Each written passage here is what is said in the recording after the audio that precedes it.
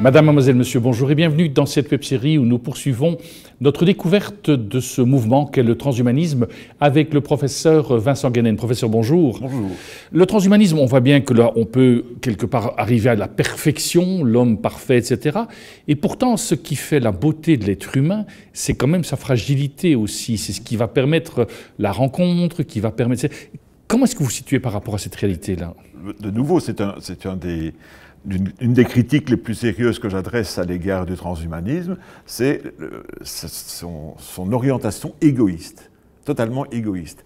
Or, un homme, le sapiens, se construit d'abord effectivement en se connaissant lui-même, c'est son moi, mais il doit absolument interagir avec l'autre, le non-moi. Tout ça va dépendre, toute cette interaction avec le non-moi commence dès la naissance, et c'est cela qui va conduire également le développement du sapiens jusqu'au stade adulte, où il aura sa personnalité, et encore, même après, au stade adulte, des tas de rencontres vont peut-être lui faire changer sa façon de voir les choses. Donc, je pense que dans le transhumanisme, il y a cet aspect d'égoïsme, où on pense d'abord à une personne, et on n'envisage absolument pas l'interaction sociale qui est absolument nécessaire pour configurer la personnalité humaine. Et ça me désole, quoi. Ça me désole. Mais vous avez le sentiment que cet être humain qui serait parfait, est-ce que cet humain parfait, il aura encore envie de partir à la rencontre de l'autre? Peut-être que pas. Oui, c'est un dérive. En tout cas, ce n'est pas pris en compte. Ce n'est pas pris en compte dans les manifestes transhumanistes. Cette rencontre nécessaire avec l'autre qui établit, qui fortifie, qui construit finalement la personnalité d'une personne. Et la singularité d'une personne, puisqu'ils ont créé cette université Singularity en Californie, qui essaye d'enseigner la discipline transhumaniste, eh bien, la singularité, c'est justement le fait que notre singularité, notre personne singulière, s'est formée d'abord par le contact avec l'autre. Il suffit de voir l'autisme. L'autisme, un enfant qui n'a pas ces contacts avec l'autre, eh bien, il va avoir une déficience importante sur la personnalité. Si vous regardez les enfants sauvages, c'est quand même une merveilleuse démonstration de l'effet de l'environnement. Hein, ça permet parfois de dire quelle est la part du génétique et de l'environnement chez une personne. Eh bien, reprenez les enfants sauvages, les enfants qui ont vécu dans la forêt et qui reviennent à un moment parce qu'on les a récupérés, la déficience profonde, ce ne sont pas des enfants. On peut encore, c'est le merveilleux film de François Truffaut, L'enfant sauvage, on peut leur donner une éducation, même s'ils ont passé 10, 12 ans dans la forêt, mais la partie génétique n'a pas permis l'éclosion de la personnalité humaine. Donc si on ne se focalise que sur le gène, et qu'on méprise l'environnement, qu'on méprise la nature, qu'on méprise la personne de l'autre, eh bien je m'inquiète de ce qui va sortir de ce résultat. Aujourd'hui, vous l'avez bien dit dans, je pense, la première rencontre, que ça fait plus de 3 milliards d'années que nous sommes le fruit d'une... 3,8 milliards d'années, c'est la première forme de vie. Oui. Voilà, et donc nous sommes le fruit d'une évolution qui s'est faite à son rythme, etc. Exactement. Est-ce que le transhumanisme, quelque part, ne veut pas forcer le rythme naturel de notre évolution? Oui, bien sûr, oui, tout à fait. C'est la volonté, c'est prendre le contrôle de l'évolution de Sapiens. Sapiens a les moyens, ou en tout cas, leur idée c'est ça, il aura les moyens de prendre le contrôle de son évolution. Or, qu'est-ce que je remarque? C'est qu'on parle toujours de la biodiversité des espèces, qui doit être absolument conservée.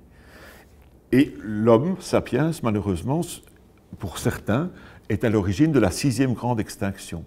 La biodiversité est en train de se raréfier à cause de la présence humaine, à cause de la colonisation de la Terre par l'espèce humaine, avec tous les dégâts que ça a pu provoquer.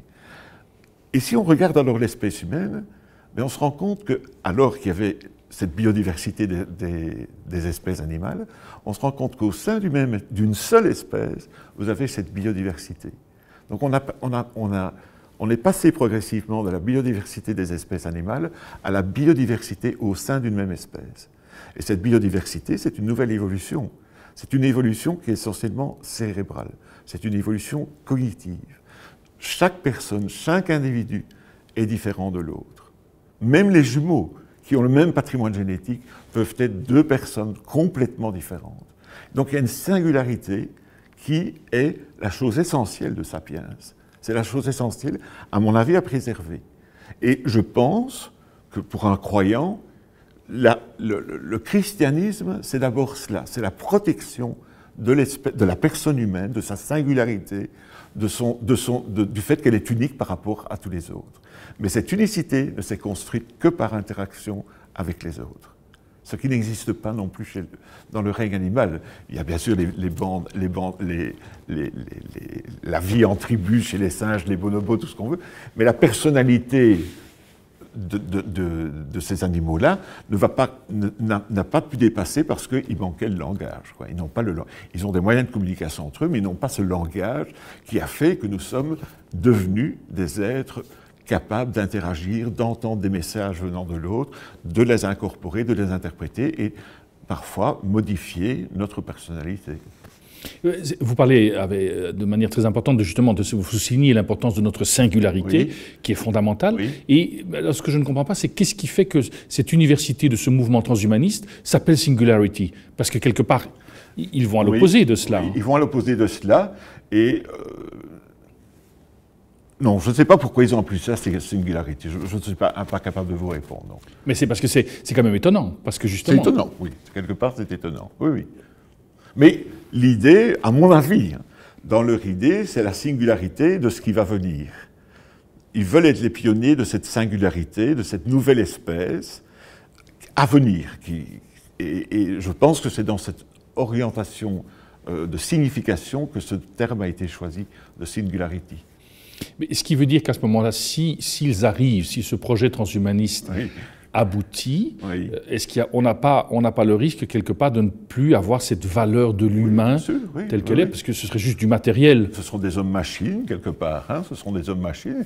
Mais voilà, les cognitivistes disent que non, ne vous tracassez pas, nous allons pouvoir décoder tous les systèmes centraux qui sont responsables de la conscience, de notre conscience de soi. Hein, ce que Kant disait être le propre de l'homme, c'est avoir la conscience de soi.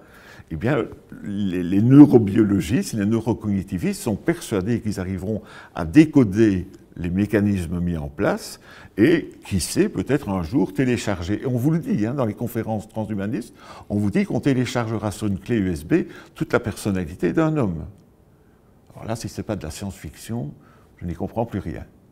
Et moi, je ne crois pas que ce soit jamais possible. Mais là, on rentre dans un tout autre débat. C'est le débat de la matière et de l'esprit. Et là, vous aurez des avis également très tranchés entre ce qu'on appelle les monistes, hein, qui disent que c'est un tout, c'est le matériau qui est un tout, et les dualistes. Et aujourd'hui, c'est le plus grand mystère de la science, à mon avis, c'est de comprendre comment le matériel, le cerveau, qui est purement matériel, de ce matériel naît l'esprit, naît la conscience. On n'a aucune idée de la manière dont ça se passe. Même sur le plan scientifique. Hein. On ne sait pas comment, de ce matériau unique qui a eu sa propre évolution, comment de ce matériau naît la conscience, naît l'intelligence, la pensée, l'altruisme. Il y a des notions, chez les animaux, il y a certaines notions d'altruisme, mais ça n'a pas la même... Il y a eu un saut. Qu'on le veuille ou non, il y a eu un saut entre les primates et l'émergence de Homo. Et vous pensez donc que c'est cette conscience qui fait la singularité de chaque être humain, quelque part celle-là, on ne pourra jamais la mettre dans une clé USB? Non, je n'y crois pas. Non, je n'y crois pas. C'est plus fort que moi, mais ça, je n'y crois pas du tout. Ce qui veut dire qu'en fait, tout être humain restera toujours singulier. Oui, je pense. Et donc, quelque part, à ce moment-là, ce qui signifie... C'est l'idée, hein, c'est l'idée de pouvoir téléporter, quelque part, toute la personnalité qui est dans notre cerveau. Je suis désolé, je pense que le responsable de notre personnalité, c'est d'abord le cerveau, mais c'est d'arriver à transporter tout ce contenu cognitif sur un support informatique. C'est l'idée. Mais je n'y crois pas un seul instant. Merci, professeur Guéné. Nous arrivons au terme de ce magazine. Merci d'être resté avec nous. À très bientôt.